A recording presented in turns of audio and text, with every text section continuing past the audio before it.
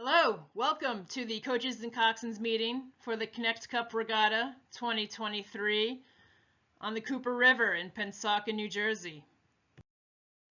My name is Jessica McAleer. I'll be your chief referee. A little rowing background of myself. I was a Division III athlete, went to WPI class of '04, and I've been a referee for 17 years. This weekend, I'll be joined by 16 additional referees, as well as our local organizing committee, the Cooper Rowing Club.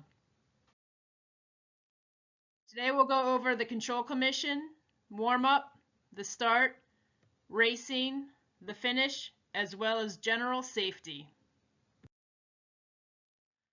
First race is scheduled for 7:30, so the docks will be opened at 6:45. We generally recommend you launch anywhere between 25 to 40 minutes ahead of time, depending on how much warm-up you need. Remember to supply your own bow number. As you come to the dock, all bow balls will be checked for sturdiness, and heel ties will be spot checked. With your team, we ask that you have a maximum of 10 people on the dock. So for an 8, that's the entire boat plus one coach to minimize traffic. And when you're ready to leave the dock, we ask that you walk the boat off the end rather than shoving perpendicularly, because there is a little bit of play in the dock, and if you shove, you could unbalance anyone standing on the dock. And if there's a line to get on the dock, please make sure you do all your tie-ins on the water. As you leave the dock, we ask that you stay close to shore. There's a pinch point near the finish line, so beware of that as you row in front of the finish tower. And then you'll row outside of lane 0, and when you approach the 500-meter mark, there's another pinch point. Once you get around that pinch point, continue to follow the shore, and that'll lead you into a natural counterclockwise loop in the top 500-meter warm-up area. So you continue to do loops, and then as soon as the previous race is gone, you can go ahead and head in and warm up in your lane. Here's a map of the venue. The Cuthbert parking lot is over on the right there. That's where all the trailers are parked. You'll leave from the dock, around the finish line, past the boathouse, and then up to the start. As the start time approaches, you should start queuing up about 8 minutes ahead of time. If you can, go ahead and get yourself in reverse bow number order. But if another crew is not there, you do not have to wait for them to get into the start. If you're there, just go ahead and head to your lane as soon as that previous race is gone. And remember, you must be locked on at least 2 minutes prior to the start. And if you need to get your point, please use sculling strokes rather than taking a regular stroke, because that would pull you forward and off the stake boats. There should be silent aligning from the shore, unless anything happens to the silent aligning radios, in which case you might hear a megaphone. And when it's time to start, the starter will begin polling the crews if your point is safe.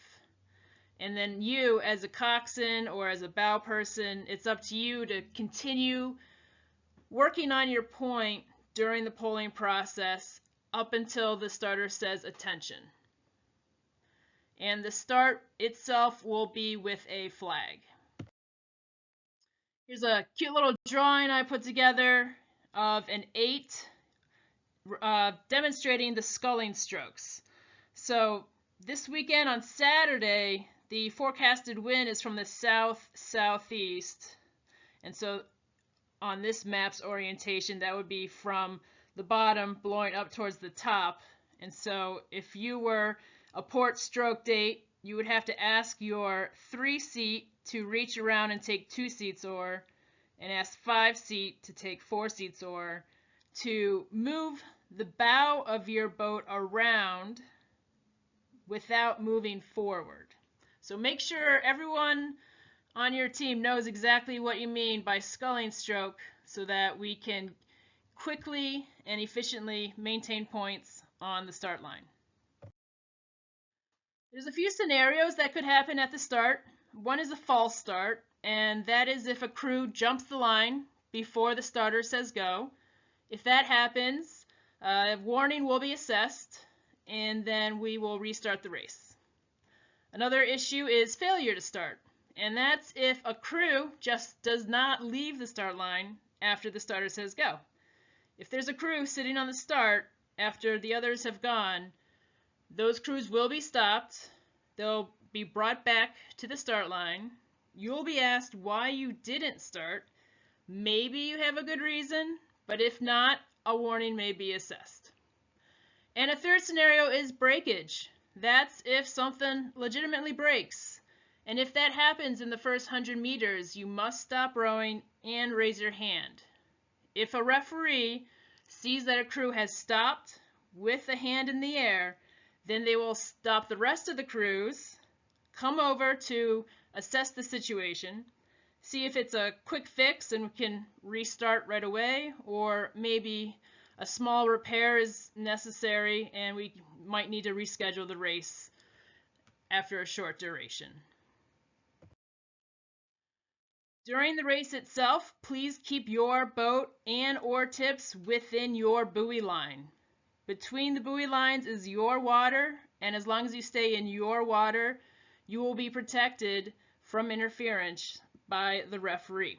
However, once your blade tips go over the buoy line, you're no longer considered to be in your water. Referees will only flag if you're at risk of interfering with another crew or in danger. As far as the buoys go, the first 100 meters are red, the last 500 meters are also red, and there's a large orange buoy every 500 meters. At the finish, there will be a flag and a horn. Once you cross, please keep your rowers sitting upright so that we know everyone is okay. If we see someone dramatically fall back, we're going to assume they're in medical distress. And we're going to come right over and get EMS involved if we need to. So if everyone's okay, please have them sit up. If you have an objection, get your hand up immediately to get the attention of the following referee. That referee will come over and listen to you explain what happened and what remedy you're seeking. And then the referee will offer a solution. Now you may agree with it or disagree. And if you disagree with the referee and you want to elevate your objection, you can do so in a formal written protest, and you need to get that written protest to the chief judge at the finish line or to me, the chief referee, if you can find me, and it'll bring $50 as well. If your protest is upheld, you'll get your money back. Otherwise, it's a donation to the LOC. As far as safety goes, EMS will be on site at the Cuthbert trailer parking lot the whole weekend if you need anything. If any of your athletes have an inhaler, please make sure they bring it with them in the boat. Don't leave it in the trailer. Don't give it to the coxswain.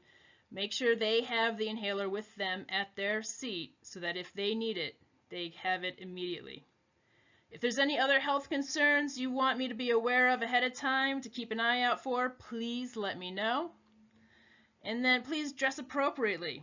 The weather actually looks to be a bit warm this weekend on Saturday, but wet on Sunday. So make sure you check the latest forecast before you leave for the venue and bring the right layers. All right, good luck, have fun. It's going to be a great weekend.